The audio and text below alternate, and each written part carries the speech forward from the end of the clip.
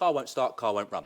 One of the main selling points and talking points of a GT40, in my opinion, is one, yes, it's a piece of engineering excellence, but two, it's a work of art. I mean, that is a piece of engineering masterpiece right there. You know. I'm gonna skip my breaks, I'm gonna make mistakes. I'm gonna skip my breaks, I'm gonna make mistakes. I'm gonna skip my breaks, I'm gonna make mistakes. Look at beautiful stars, I wanna drive a faster car.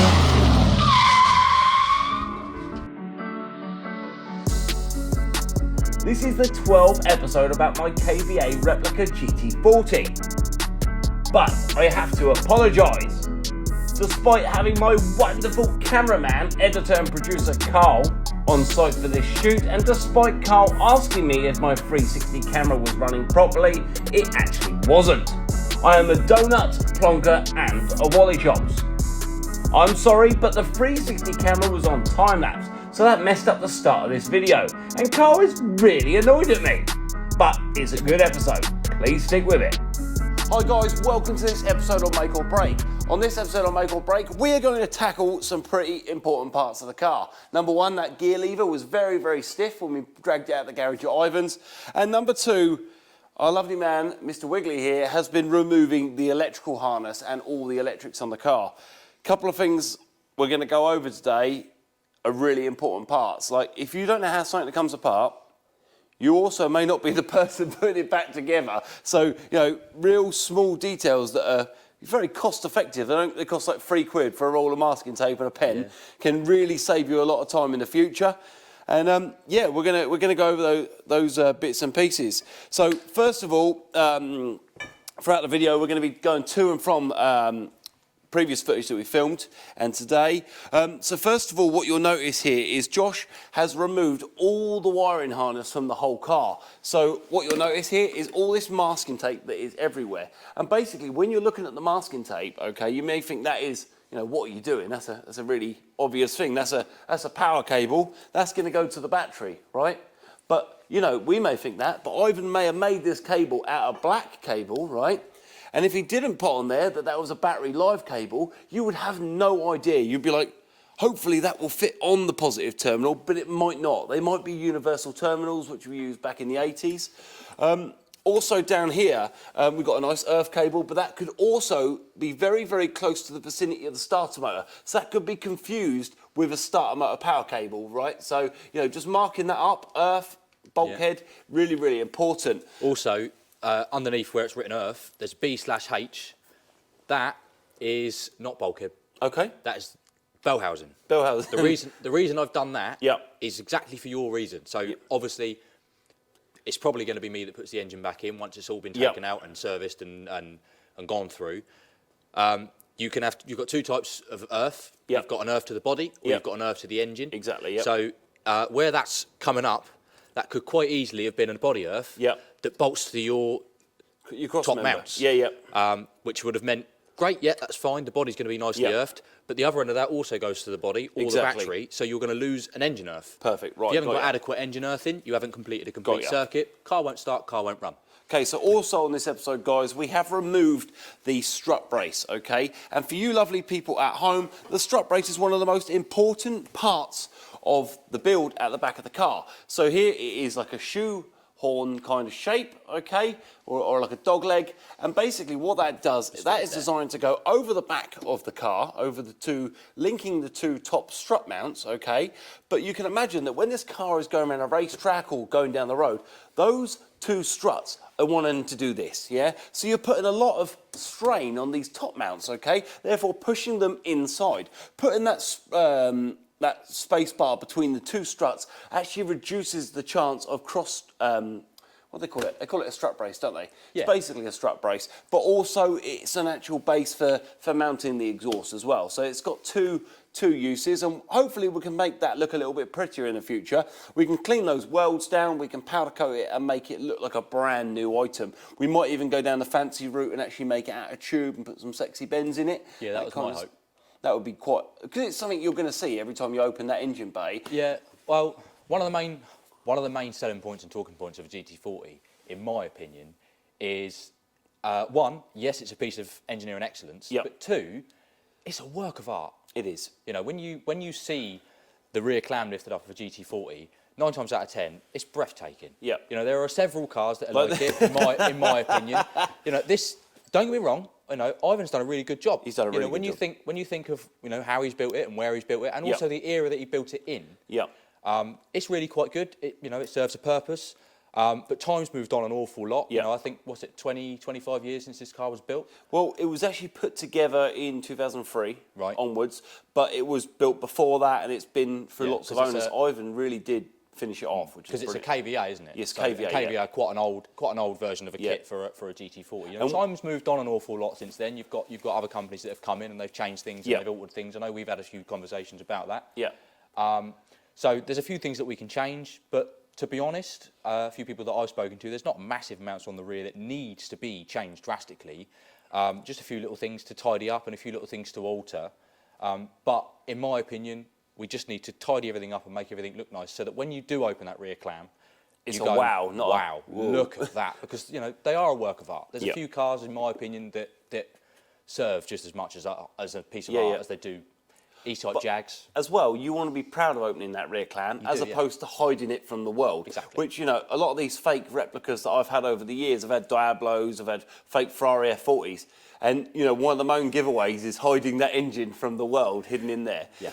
Another thing that we've done on this episode, guys, is the gear lever itself. I'm going to go around the passenger side, really, just to show you. But the gear lever itself looks like an old Montego gear lever.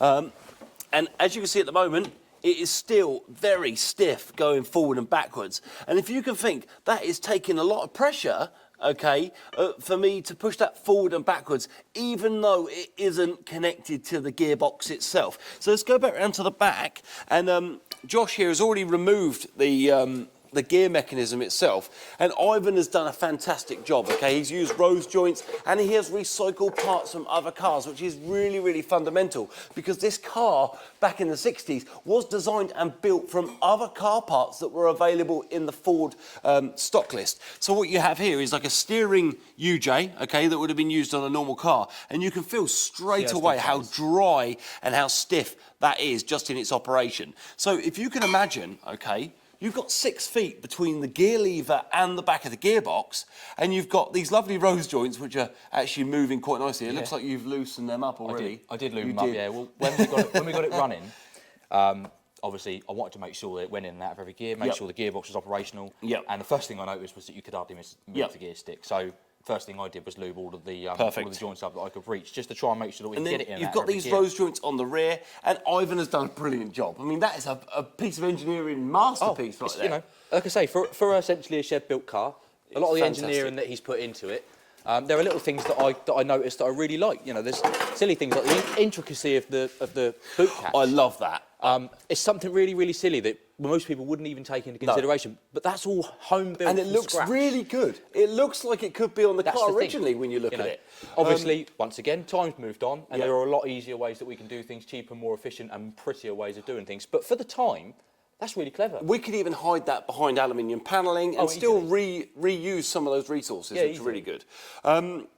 So guys, there you have it. So there's the gear lever section. We've taken it all apart. We've worked our way through that. We've gone through the electric harness on this episode as well. So now it's going to be a lot easier when this engine and gearbox goes back in. We may even, completely remake that wiring harness into something that is very pretty from an aesthetics point of view, because that is 20 years old. So, at least we have a way now of laying it out on the table. We can go, cool, we need this cable in this colour, we need this and this, and we can even make it all in one colour because we know where every single cable goes, which is really, really important.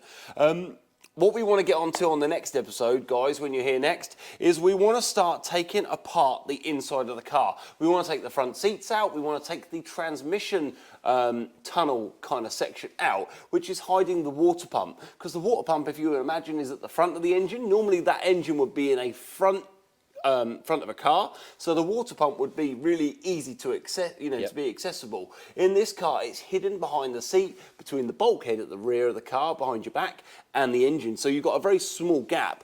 What Ivan did was make a really nice panel that fits in there, but I think there may be a way of either bringing the engine back just slightly so that we can, close off that gap slightly, possibly, or even a couple of inches will help, because what we noticed is that panel in the car is very, very large. Compared to some of the ones that Southern GT have built and the ones that Total Head Turners, it's a lot larger, What else do you want to get done? On the next episode, so we want to get the interior out, we get the seats out, we want to get the... We really want to see if we can get the air conditioning pump off on the next episode as well.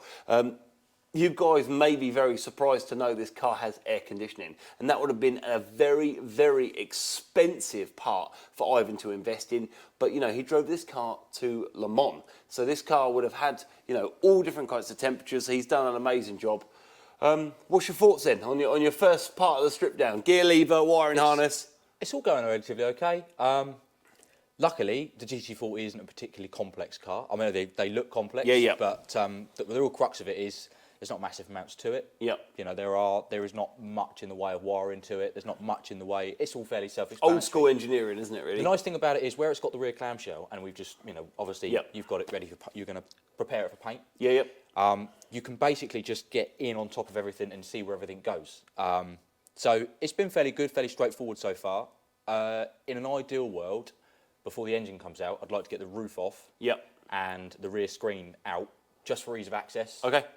Perfect.